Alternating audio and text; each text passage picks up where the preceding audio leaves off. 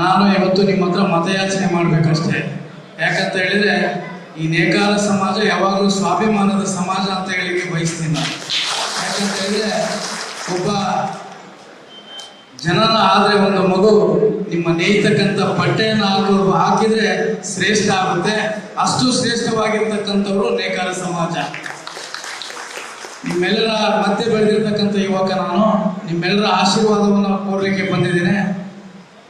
April 9ರಂದು ನಡೀತಕ್ಕಂಥ ಚುನಾವಣೆಯಲ್ಲಿ ನೀವೆಲ್ಲರೂ ಕೂಡ ಆಶೀರ್ವದಿಸಬೇಕು. ನಿಮ್ಮ ಪಾದಗಳಿಗೆ ನಮಸ್ಕಾರ ಮಾಡಿ ನಾನು ಬೇಡ್ಕೊಳ್ತೀನಿ. ನನ್ನನ್ನು ಆಯ್ಕೆ ಮಾಡಿ ನಿಮ್ಮ ಸೇವೆ ಮಾಡಲಿಕ್ಕೆ ಅವಕಾಶ ಮಾಡಿಕೊಡ್ಬೇಕಂತ ಹೇಳಿ ತಮ್ಮೆಲ್ಲರ ಪಾದಗಳಿಗೆ ಮತ್ತೊಮ್ಮೆ ನಮಸ್ಕಾರ ಮಾಡಿ, ಮುಂದಿನ ದಿನಗಳಲ್ಲಿ ನಾನು ಒಬ್ಬ ಬಡತನದಿಂದ ಬಂದಿರತಕ್ಕಂಥವನು, ಬಡವರ ಬಗ್ಗೆ ಯಾವಾಗಲೂ ಕೂಡ ಕಾಳಜಿ ಹೊಂದಿರತಕ್ಕಂಥವು.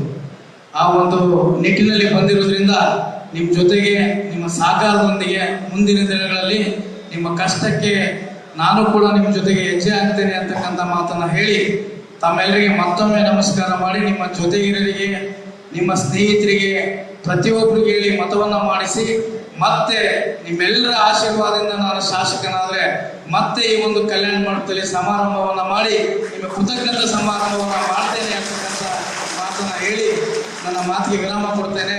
ಜೈ ನೇಕಾರ.